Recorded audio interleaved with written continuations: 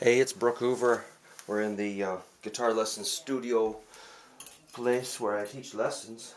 And I'm just having fun kind of remembering some of the old time country licks that I've done. Back when I used to play with guys with authentic brown leisure suits and brown Ford Econolines and authentic greasy hair parted on the side. Good old country guys doing Conway Twitty and fun stuff like that. And at the time I was kind of a little punk rock snot-nosed brat, but I thought it was just kind of outrageous to try to hang with these older guys and play country, and they somehow tolerated me because I could kind of follow along on the tunes. So the way I survived playing with it was just really fun. I used some little shapes, and this is one that I'm going to show you some of the main shapes to use. A D shape. So you have to get pretty good at moving that up to like E. And you can make licks out of that.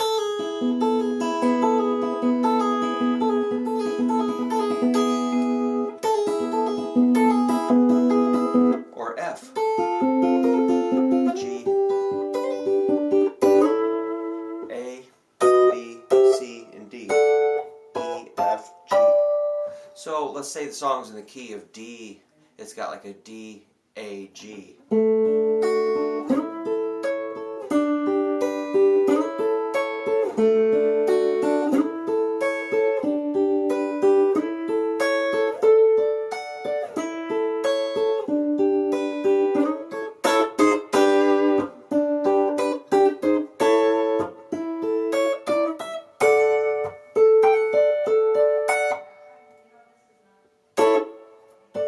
You get the idea. So it's just moving that D, and you know, sometimes I use my pick, sometimes I use my fingers.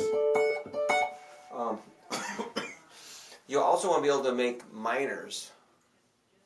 So if we take the D major shape, turn it into a minor,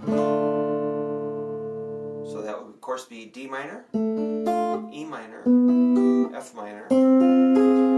Sounds kind of awful, doesn't it? G minor, A minor, B minor, C minor, D minor, E minor. Let's say we're in the key of D, and we need the relative minor, so I'm going to go D. I need a B minor, G, A. Let me double check that. D. Okay, sorry. D is up here. Here's B minor,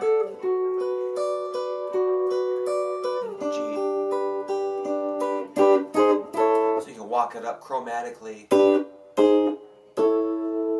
So again, that was D. I'm at 14 and then 15. Been shoveling snow and my bronchioles are tickled by the cold air. B minor.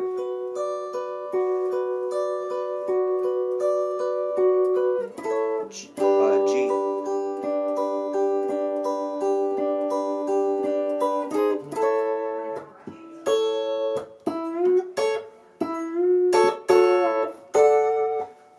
So just, you know, experimental things like, I don't remember where I picked that up, but that sounds fairly fake steel guitar-ish, you know.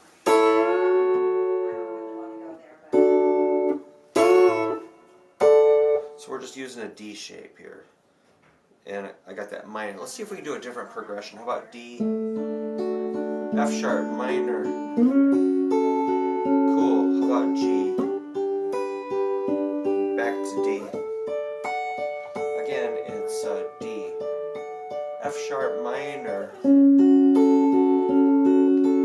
G. This time let's go up to A. Back to G. So you can kind of go up and down.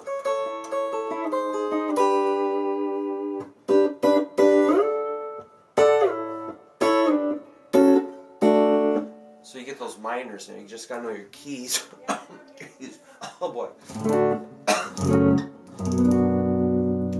Oh, what's the other one? Maybe an E minor. So if we did our chords in a key, this is how I think. It's like, let's get our key figured out.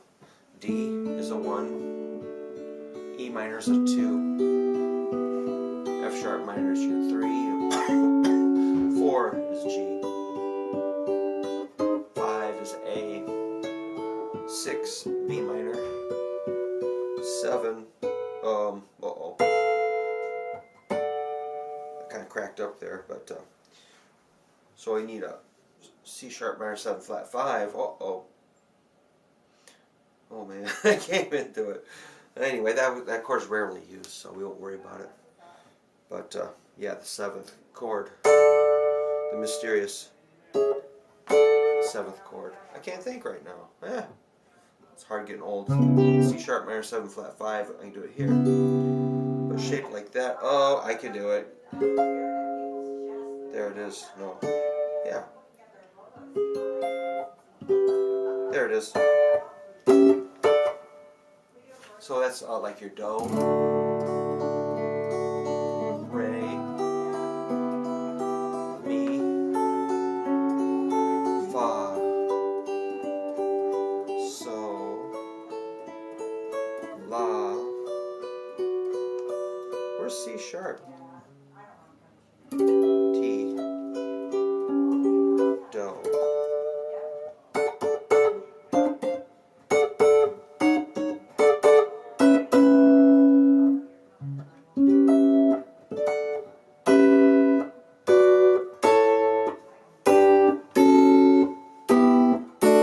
So I always like to figure out the scale and hook the chords in there. So we're just going to stick with D shape for now. So you got your majors and minors in a key of D we picked. So you just got to be able to follow chord progression. Let's do one more thing.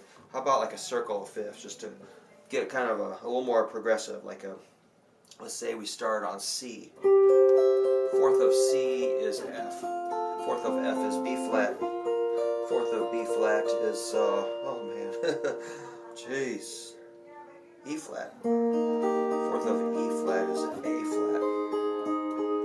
4th of A flat is gosh, I'm having a little trouble. D flat. 4th of D flat is G flat. 4th of G flat is B. 4th of B is E. 4th of B is an A. 4th of A is D. 4th of D is G. 4th of G is C. So that's a rough little circle, you know, circle of fourths. Or you can do fifths. But that's really cool. I mean, that's like doing your multiplication tables, so you can do math. You know, I mean, I try to teach the circle of fifths or fourths, and a lot of times I'm not sure how it's going to end up. You know, how is the student going to react? They might, you know, they might get a little upset with me because like, hey, that's not a fun song. Like, well, it's going to make it so you can play a lot of fun songs if you can function in your circles of fifths or fourths. A lot of songs will follow a little bit of that cycle, and just makes everything kind of flow. It's kind of like oiling the gears so that they run smoothly. And you can see my gears were grinding.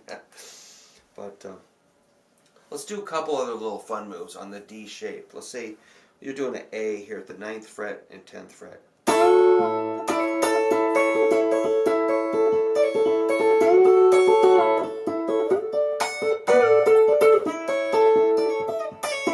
Here's a good one. So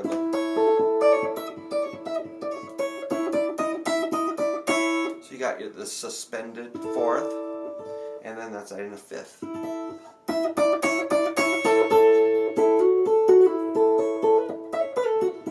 So you got all that little notes on top.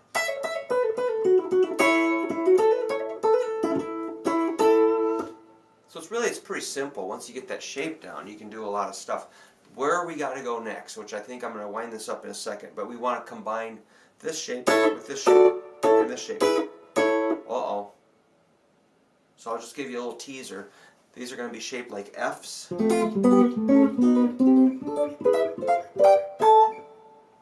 will probably drop off. The ring fingers get 3 strings. So like if you did an F up here, it'd be like a 14. Well, let's go back to D. Let's do a D at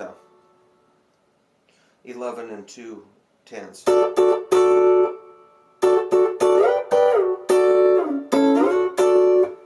then we'll do the other one shaped like an A. When you come up here, then you got it's kind of like a piece of this, only we're doing the 3 skinny strings. So remember that, but that's how it's going to look. So to make a B, you can do the big fat